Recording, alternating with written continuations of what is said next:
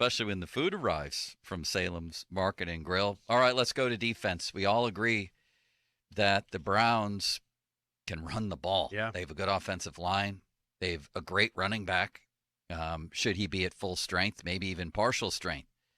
So it then becomes incumbent upon the Steelers' inside backers to play a good game. You made some waves last week, Chris, on this very show. Correct me if I'm wrong. You said that Spillane is better than Devin Bush against the run right now, and that you would be tempted to start him. Am I right about that? Correct. I imagine your feelings haven't changed. No, They haven't played a game. Listen, I correct, but you also got to understand that if the Steelers were to make a move and put Spillane in there against a team like this over Devin Bush, it would be like the Steelers admitting that they were wrong with picking Devin Bush as the 10th overall pick.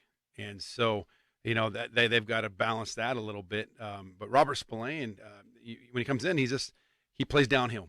And that's what you want in your inside linebacker. Now, I will also admit that the defensive line needs to play better. I think Cam Hayward's playing fantastic football, as good as he's played. But the other interior guys that are there, they've got to improve their game. And if they don't do a better job of staying in their gaps, right? If they're not gap sound, meaning that the gap that they're assigned to be in when the ball's snapped, if they're not in that gap, this is going to be a long day for the Steelers defense.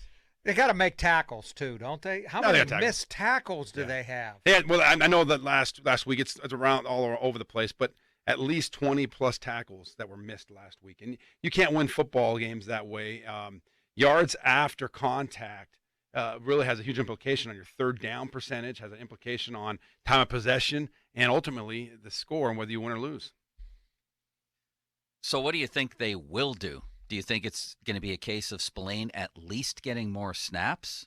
Well, I think you'll see him sprinkled in there. I still believe that that Devin Bush will get him the bulk of the snaps and play the majority of the game, and so will Joe Schober. Those are their starters, and and let's be honest, Devin Bush is still young, and so the hope is that over experience that he'll learn from some of the mistakes he's making and improve. But if I was the coach of the Browns, I would run right at these inside linebackers because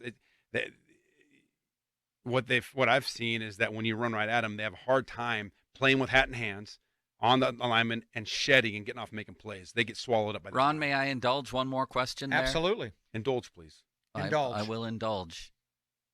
When the Steelers were watching college tape of Devin Bush, do you think they were convinced that obviously they were. They traded up to get him a 10th overall. No, convinced that this guy would hold up among the trees in the AFC North. It wasn't a secret then that teams like to run either. Yeah. Or did they simply get infatuated with this athletic talent and forget that you got to have some bulk? Well, like I've said before, right? I mean, one of the strengths of Ryan Shazier, he didn't try to take on these guys. I mean, he could do it from time to time, but there were times when he got taken up as well. But he learned how to be, be very decisive in his read and get over the top of the lineman, or he would at times, which is totally ill-advised, but he could do it. He was so gifted and so fast and athletic, he would go behind a block and make plays down the line. He was able to find a way. And then once you're able to do that, get behind a block and make plays down the line, now these guys are very, very careful and a little more hesitant in how they attack you, and they're not as aggressive, and that gives an opportunity now to do a little better and take on these blocks. But when you don't have – you can't show them that you can beat them over the top real quick or you can come underneath and make the play. They're going to come at you, and they're going to swallow you up. I know it's easy to blame the inside linebackers, but how much help are they getting from the defensive line when it's only really Cam? No, and I said this, Cookie, I said this in the beginning of the segment. I mean, they've got to improve. They're getting out of their holes. And I can go back and I can show you film. I can show you plays. I got a couple here on my phone that I recorded off the computer screen where they were supposed to go and where they ended up, two different places. If you're shooting an A gap and you're supposed to be in that A gap, stay in that A gap. Don't get your helmet in a B gap, right? And it happened too many times in the last game against the Seahawks, especially in the second half. I want to ask you about tomorrow night's game, and I want to ask you about the other side of the ball with the Browns as well. Starkey, why are you so hurt? Why are you so secondary? in such a hurry to get out of here right now? Chicken wings on the deck. Yeah. You want me to bring you some? I'm gonna go. If you're going to break, then I'm gonna go get some Salem wings. Let's go.